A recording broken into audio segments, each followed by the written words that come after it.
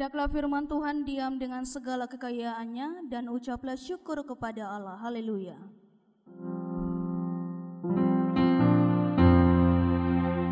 Haleluya, haleluya, haleluya.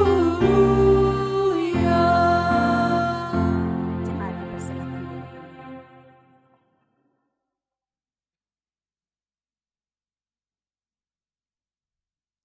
Bapak Mama, saudara-saudari yang diberkati Tuhan, Shalom. Shalom. Ada sukacita? Ada sukacita? Ya, kita bersyukur kepada Tuhan bahwa Tuhan baik ya. Tuhan baik sehingga kita sudah memasuki minggu kedua di bulan Oktober. Dan tidak terasa lagi masih 2 bulan. Kita akan mengakhiri tahun ini. Kita berdoa kepada Tuhan supaya dalam kehendak Tuhan, Tuhan menolong kita untuk bisa memasuki tahun 2025. Amin kok? Amin. Bapak Mama, saudara-saudari yang diberkati Tuhan, bagaimana respon kita jika kita pergi di suatu tempat bersama dengan kita punya pasangan, baik itu pacar, pasangan dalam artian yang sudah menikah, suami istri. Kita pergi di tempat yang baru, tiba-tiba sampai sana, kita punya suami atau kita punya pasangan pacar itu bilang begini, dia ini beta pung saudara, atau dia ini beta pung teman. Kau pung respon ke mana? Oh aman sah. Respon begitu kok, atau diam-diam sah, atau hal yang lain yang kita lakukan. Jadi selama ini pikir beta ini siapa begitu? Su menikah dengan beta begini lama tahun, terus tiba-tiba son mengakui beta sebagai istri, sebagai suami. Terus ketemu pacaran begini lama tahun, anggap beta ini apa? HTS sendal lebih dari itu. Tentunya kita akan marah, atau mungkin saja di tempat itu ketemu bakal lain. Jadi orang-orang juga akan aneh dengan kita. Kenapa hal ini bisa terjadi? Tetapi kalau misalnya di tempat itu membuat nyawa kita terancam, tentunya keputusan membohongi akan kita lakukan. Bapak Mama, saudara-saudari yang diberkati Tuhan, hal ini juga terjadi dalam kehidupan dari Abraham. Dalam kita punya bacaan, ketika Abraham sudah lama tinggal di Hebron, dekat pohon terbantin Mamre, ia memutuskan untuk bersama dengan dia punya keluarga untuk berangkat ke tanah selatan, bagian selatan dari tanah Kanaan, yaitu wilayah Gerar, yang dimana nanti mereka bertemu dengan Raja Abimelek. Ketika mereka hendak pergi ke sana dengan alasan bahwa karena di tempat yang lama ini, Hebron ini, ternyata rumput untuk ternak-ternak itu sudah tidak ada. Jadi mereka memilih untuk keluar dari Hebron pergi ke wilayah Gerar. Yang alasan yang kedua, karena di situ juga ada orang Het dengan orang Amori yang tinggal bersama-sama dengan mereka di tanah Hebron, dan mereka ada dalam kehidupan bermusuhan. Jadi Abraham mengambil jalan tengah untuk menyelamatkan dirinya beserta dengan keluarga dan juga hamba-hambanya dan harta kekayaannya. Ketika mereka pergi ke wilayah Gerar, Bapak Mama saudara-saudari, Abimelek sebagai raja itu menerima mereka dengan tangan yang terbuka. Tetapi di tengah keadaan seperti itu, Abraham yang kita kenal sebagai bapa segala orang percaya, ternyata dalam kehidupannya penuh juga dengan kekhawatiran. Hal ini membuat dia dengan mudahnya mengambil keputusan tanpa meminta pertimbangan dari Tuhan. Hal ini kita bisa lihat bahwa ketika memasuki Gerar, ia mengatakan kepada Raja Abimelek bahwa Sarah itu hanya dia punya saudara, tidak lebih dari itu. Karena kelalaian Abraham ini hampir mengorbankan istrinya Sarah. Tapi dalam segala kegagalan Abraham, Allah tidak tinggal diam. Ia memberi pertolongan dalam caranya yang sangat luar biasa. Kita lihat bahwa di dalam pembacaan kita Allah tidak langsung menegur Abraham untuk tindakan yang ia lakukan, tetapi Allah menegur Raja Abimelek melalui mimpi bahwa Sarah itu adalah istri dari Abraham dan harus dikembalikan. Kalau tidak, maka kamu akan mati. Hal ini nyata bahwa Tuhan tidak pernah meninggalkan umatnya di tengah kegagalan yang dialami. Bapak, mama, saudara-saudari yang diberkati Tuhan, kekhawatiran yang ada pada diri dari Abraham ini hampir saja membuat perjanjian Allah mengenai keturunan dan Sarah yang akan menjadi ibu dari semua orang percaya menjadi gagal. Ketika Tuhan melihat hal itu, meskipun Abraham ini sudah melakukan tindakan yang di luar daripada apa yang ia kehendaki, tetapi Tuhan tidak pernah tinggal diam. Tuhan menolong Abraham dan Sarah, meskipun keputusan yang diambil oleh Abraham di luar dari kehendak Tuhan. Bapak, mama, saudara-saudari yang diberkati Tuhan, kadang dalam kehidupan kita juga seperti itu. Kekhawatiran itu membuat kita dengan leluasa untuk mengambil yang namanya keputusan tanpa pikir dulu. Jangan sampai ini keputusan akan membawa kita kepada hal yang tidak baik. Misalnya saja dalam kehidupan berkeluarga sebagai suami istri. Apalagi sekarang perekonomian ini semakin kita tahu bersama bahwa di dalam rumah itu mungkin saja terjadi perkelahian karena makan dan minum. Tentunya akan ada pasangan yang bakal salah sapa dengan pasangannya. Ada istri yang akan salah suami, ada suami yang akan salah istri. Suami dong akan bilang begini, ini katong kekurangan karena mama terlalu banyak berbelanja COD-na sehingga katong kekurangan untuk beli beras. Terus mama bilang begini, kok bapak petugas kerja tuh, makanya rajin kerja supaya dalam rumah ini jangan berkekurangan. Akhirnya terjadi yang namanya apa? Perselisihan. Perselisihan ini menimbulkan hal-hal yang tidak menyenangkan hati Tuhan, seperti mengatakan bahwa lebih baik ketong pisah kalau hidup seperti ini. Ya, mungkin saja tidak ada di jemaat ini, tapi di jemaat yang lain ada hal-hal yang terjadi yang akan mendorong mereka kepada hal perpisahan. Tetapi perlu untuk kita ingat bahwa dalam kehidupan berkeluarga itu tidak disatukan oleh bapak mama sendiri atau pasangan laki-laki dengan perempuan, tidak. Ketika ada dalam batra pernikahan, tentunya kita akan ada di gereja, kita akan ada di bawah mimbar untuk melakukan yang namanya janji. Ketika kita berjanji, coba bapak mama ingat kembali, janji seperti apa yang diucapkan. Apakah janjinya seperti ini? Kalau ketong ada masalah, ketong berpisah sah. Janjinya tidak seperti itu. Tetapi janjinya bilang begini, saya akan menemani suami istri dalam keadaan suka maupun duka, dalam keadaan kekurangan maupun kelebihan, dalam sehat maupun kuat, dan hanya maut yang mampu untuk memisahkan kita. Jadi tidak ada satu orang pun manusia yang memisahkan apa yang sudah Tuhan satukan. Oleh karena itu, bapak mama saudara-saudari, kesetiaan dalam pernikahan itu harus terus dijaga. Jangan seperti Abraham, karena mau untuk selamat, ia mulai untuk mengorbankan istrinya. Dan apa yang dilakukan oleh Abraham, bapak mama, bukan kali pertama. Ini adalah kali kedua Abraham melakukan tindakan yang sama. Ketika mereka ada dalam kelaparan di Mesir, ia mulai untuk melakukan hal yang sama dengan mengatakan kepada Firaun bahwa Sarah adalah saudaranya. Hal yang sama juga terjadi pada saat itu, seperti kita punya bacaan pada saat ini. Kegagalan Abraham adalah tidak mempertahankan iman kepercayaannya kepada Tuhan.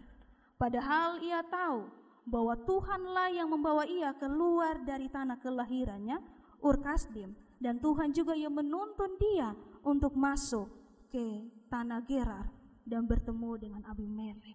Tetapi tidak bisa dipungkiri bahwa Abraham ini adalah manusia yang biasa, sama seperti kita. Tentunya ia tidak bisa juga terhindar yang dari namanya kelalaian, yang namanya kekeliruan dalam kehidupannya. Bapak, mama, saudara-saudari, di tengah keadaan itu Tuhan terus ada dan menolong Abraham. Bapak, mama, saudara-saudari, tidak terlepas juga dalam hidup kita bahwa seringkali kita juga sama seperti Abraham. Kita tahu bahwa Tuhan itu menolong kita dalam kehidupan kita. Seringkali kita bilang begini, kita biasa kasih naik di status, di media sosial, kita mengaku percaya Tuhan, kita bilang begini, Tuhan pasti berikan yang terbaik untuk saya. Terus kita juga mengimani bahwa apapun yang terjadi dalam hidup saya, semuanya ada dalam tangan Tuhan. Biasa kita akan omong begitu untuk menguatkan diri kita. Tapi ketika kita ada dalam situasi yang melemahkan, kita seringkali melupakan kata-kata itu. Kita seringkali melupakan apa yang kita ucapkan. Kita seperti tidak percaya pada janji Tuhan yang seringkali kita kasih kuat kita punya diri. Ketika kita ada dalam situasi yang melemahkan, kita mulai pakai kita punya kehendak sendiri dan juga kemampuan sendiri. Dan pada akhirnya keputusan yang sia-sialah yang kita dapati. Bapak, mama, saudara-saudari yang diberkati Tuhan, ketakutan Abraham ini terjadi karena dia berpikir bahwa Raja Abimelek ini tidak kenal Tuhan. Jadi kalau tidak kenal Tuhan, maka dia punya kehidupan itu akan berjalan sesuai dengan yang Abimelek mau. Tetapi ketika kita baca firman Tuhan, kita lihat di situ bahwa ketika teguran dari Allah datang kepada Abimelek, ia dengan penuh kerendahan hati mendengarkan itu. Artinya bahwa ia adalah orang yang takut akan Tuhan. Ketika dia mendengar suara Tuhan, dia tidak pergi ke marah-marah di Abraham. Tetapi ketika dia mendengar suara Tuhan, dia menanyakan secara baik-baik dan dia mengembalikan Sarah. Bukan hanya Sarah yang ia kembalikan, tetapi juga ia memberikan hambanya perempuan, hambanya laki-laki, bahkan ternak dan juga 10 shikal perak kepada Abraham dan Sarah. Atas tindakan yang dilakukan oleh Abimelek, maka Tuhan melepaskan kutuk dari istri dan perempuan-perempuan yang ada pada saat itu, sehingga mereka bisa melahirkan. Tentunya kita bertanya, yang berbohong itu Abraham, tapi kenapa Abimelek yang dapat tegur? Tentu kita bertanya seperti itu. Tetapi kalau kita baca firman Tuhan, kita akan lihat bahwa Abimelek itu raja yang kenal Tuhan. Jadi kenapa Tuhan tegur Abimelek? Supaya Abimelek jangan berbuat dosa dengan menghampiri orang punya istri. Seperti itu. Dan Bapak, mama, saudara-saudari, Abimelek bilang begini, saya tidak tahu kalau ternyata Sarah itu adalah istri dari Abraham. Tetapi Tuhan mau kasih tahu bahwa ketidaktahuan itu bukan menjadi alasan bagi kita untuk melakukan dosa. Ketidaktahuan bukan menjadi alasan bagi kita untuk melakukan hal yang namanya dosa. Kita seringkali menggunakan alasan bahwa kita sonde tahu sebagai jawaban akhir untuk kita menarik diri dan membenarkan diri dari persoalan yang telah kita buat.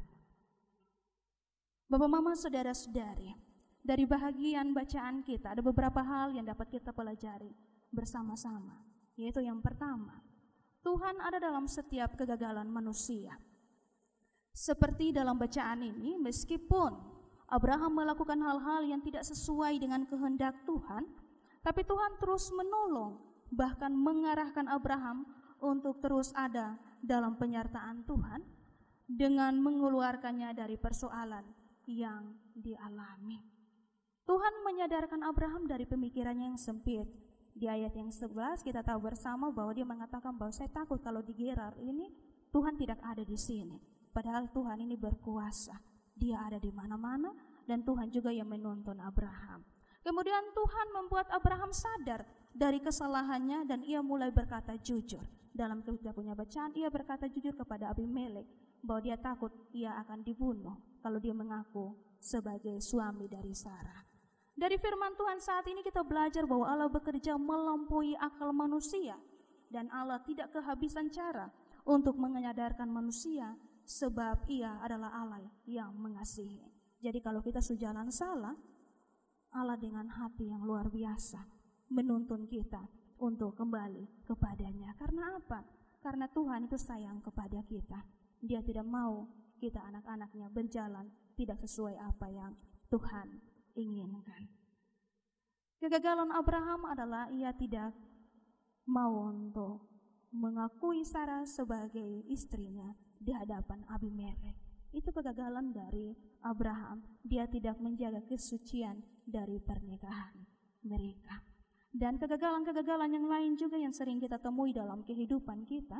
Kita gagal dalam pendidikan, gagal dalam usaha, kita gagal dalam pekerjaan, bahkan gagal dalam hal yang namanya percintaan. Ada yang bilang, jaga orang punya jodoh. Selama-lama pacaran, tapi itu ternyata orang pun tulang rusuk. Jadi bilang percuma, jaga orang pun jodoh. Bapak, mama, saudara-saudari, biasanya anak muda ini kalau sudah patah hati, maka dunia ini seperti tidak berputar lagi. Jadi dia akan stuck di situ. Son mau makan, son mau minum, pokoknya begitu sampai sakit dan seterusnya. Beberapa waktu yang lalu saya pernah baca satu dongeng. Dia ceritanya tentang bulan dan matahari. Mungkin bisa menolong kawan-kawan yang mungkin saja ada saat ini dalam hati yang penuh dengan kepahitan. Semoga bisa mendapat hikmah dan pulang bisa melakukan yang baik begitu. Dipunya dongeng tentang bulan dan matahari. Bulan dan matahari ini mereka saling mencintai. Tapi mereka tidak pernah bisa untuk berjumpa. Sebab apa? Sebab ketika matahari datang, bulan sudah hilang. Ketika bulan kembali, matahari telah pergi. Kemudian apa yang terjadi Bapak, Mama, Saudara-saudari? Apa yang Tuhan buat? Tuhan menciptakan gerhana untuk memperlihatkan ke semua orang bahwa tidak ada yang mustahil untuk cinta. Hanya saja saling menjaga jarak itu lebih baik sambil menunggu waktu yang tepat dari Tuhan tiba untuk mempersatukan. Jadi yang ada dalam kegagalan percintaan, coba renungi ini baik-baik. Bahwa kegagalan yang terjadi bukan karena Tuhan tidak sayang kita, tapi karena Tuhan sayang, Tuhan pasti memberikan yang terbaik bagi kita. Intinya terus berharap kepada Tuhan. Jangan kalau kita pergi ke tempat lain untuk bisa mendapatkan hati dari orang yang kita inginkan. Yang kedua, beri diri untuk dengar suara Tuhan. Bapak, Mama, Saudara-saudari, kita juga dapat belajar dari Raja Abimelek bahwa ia dengan hati yang luas mendengar arahan Tuhan untuk mengembalikan Sarah kepada Abraham. Ini menjadi suatu poin penting bagi kita, agar dalam kehidupan kita harus belajar untuk mendengar suara Tuhan. Suara Tuhan itu suara yang paling kecil saja jika kita mengambil suatu keputusan. Jika keputusan itu salah, dia akan bilang tidak, jangan. Itu suara Tuhan, suara yang paling kecil. Tapi biasanya kita suka sekali mendengar suara yang besar sekali untuk kita lakukan. Dan itu adalah kita punya keegoisan itu. Dan ketika kita melakukannya sesuai dengan kita punya kehendak, maka kita sudah tahu bersama seperti yang terjadi dalam kisah Abraham, kita juga akan mengalami hal yang sama, yaitu kita akan berjalan tidak sesuai dengan apa yang Tuhan inginkan. Yang ketiga, belajar menaruh harapan sepenuhnya kepada Tuhan. Belajar dari Abraham bahwa Tuhan yang tuntun Abraham dari Ur Kasdim, dari tanah kelahirannya. Tetapi ia lupa bahwa Tuhan itu menyertai dia. Kita belajar untuk kita jangan seperti Abraham.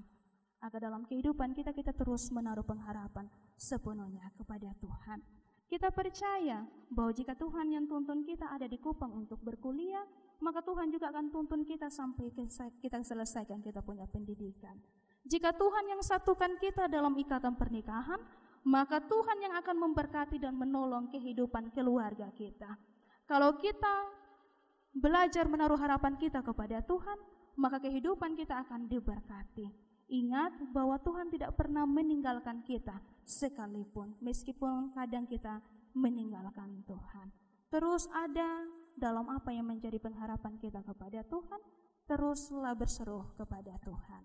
Bagian yang keempat dan yang paling terakhir, jadilah orang yang tidak mencari kenyamanan dengan mengorbankan orang lain. Abraham mencari kenyamanan dengan mengorbankan istrinya dan Abimelek. Supaya ia selamat, ia mengorbankan istrinya.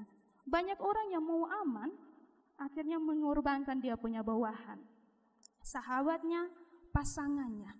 Banyak kepala keluarga yang mau nyaman, maka mengorbankan istri dan anak-anak. Bapak-bapak, saudara-saudari, kalau kita jalan di mana-mana kita lihat bahwa demi kenyamanan orang tua, anak-anak punya masa depan dipertaruhkan. Jam 10, 11, 12 mereka masih berjualan di emperan-emperan jalan, bahkan di tempat-tempat yang sangat gelap. Itu hanya untuk kenyamanan orang tua. Kita sebagai orang tua harus bertanggung jawab untuk kehidupan dari anak-anak kita.